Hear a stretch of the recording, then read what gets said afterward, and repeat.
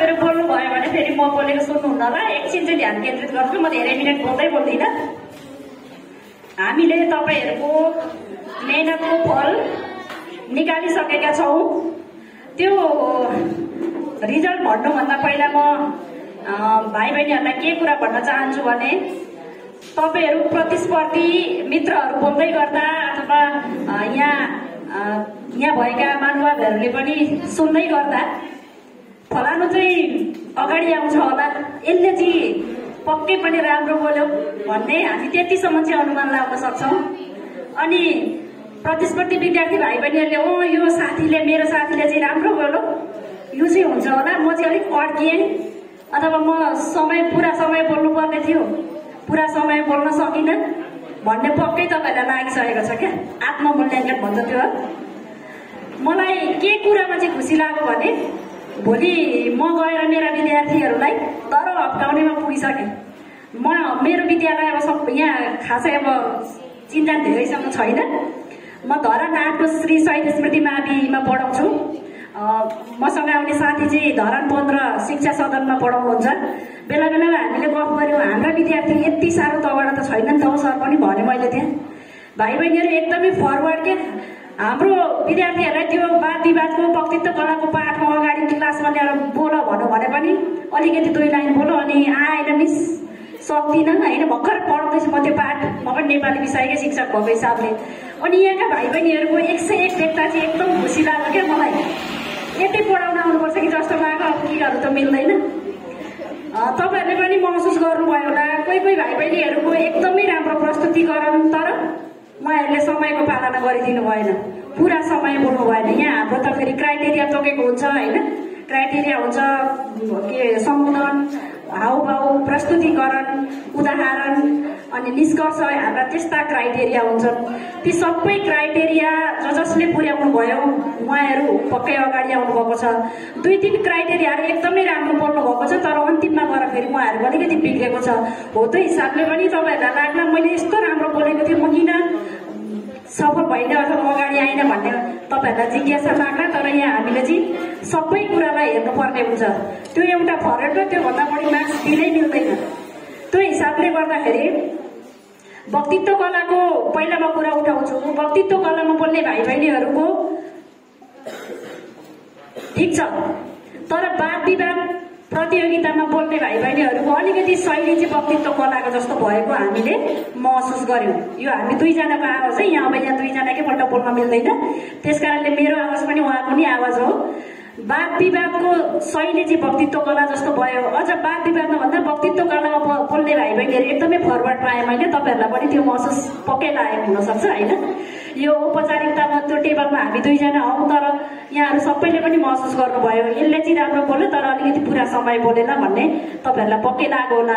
तर त्यो बोल्ने भाइ बहिनीहरू 5 मिनट पुरै समय बोल्नु भएको थियो भने चाहिँ एकदमै राम्रो हुने थियो। जो अलिकति अगाडिको राम्रो थियो, अब मेरो 2 शब्द यहीँ छोडेर गएँ भनिहाल्नुभयो, 2-4 शब्द भनेको भए अझ राम्रो हुने थियो।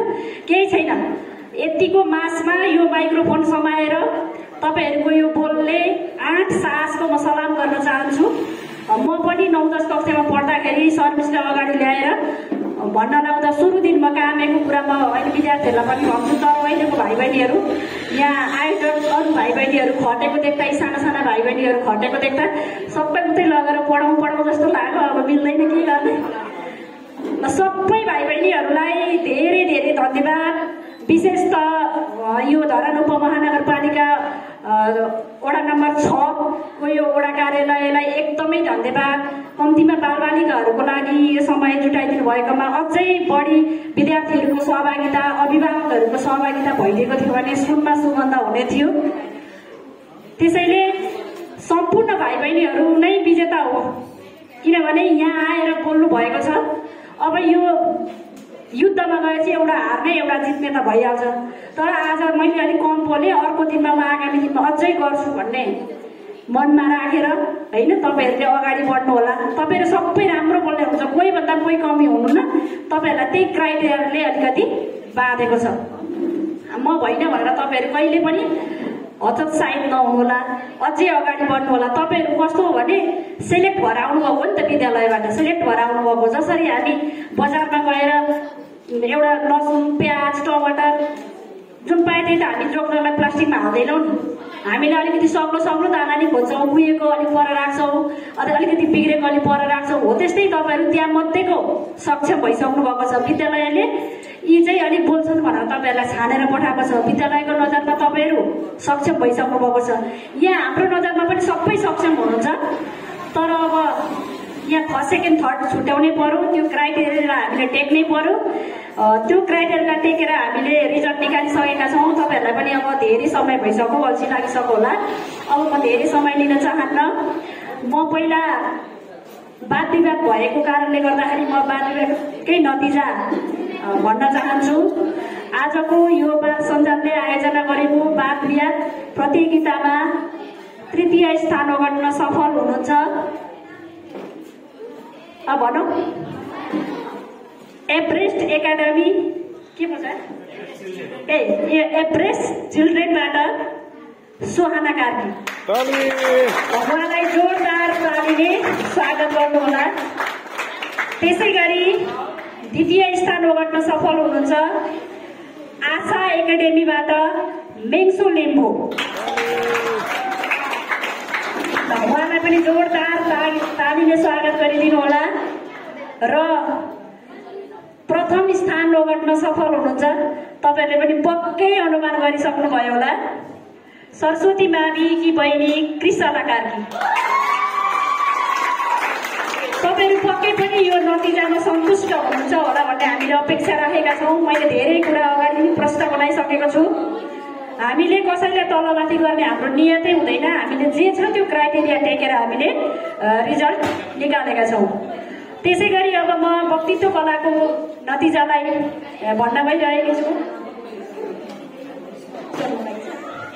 वक्तित्व कलामा तृतीय स्थान ओगट्न सफल विद्यालय भनौँ उज्जवल तारा विद्यालयका विद्यार्थी हुनुहुन्छ अनुष्का गौतम।